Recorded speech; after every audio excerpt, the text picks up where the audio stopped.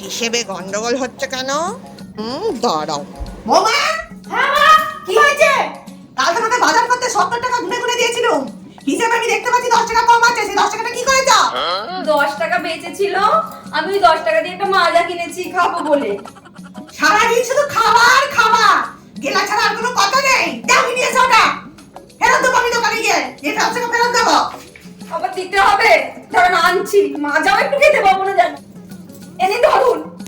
দাও। আমিও অনেকদিন মাথা ফাঁসা খাইনি।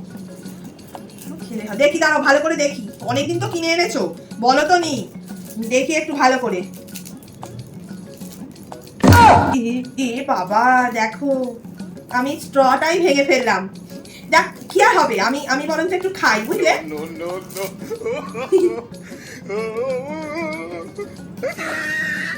ও কি করছেন মা? এ বাবা, পুরো মাজাটাই খেয়ে নিল।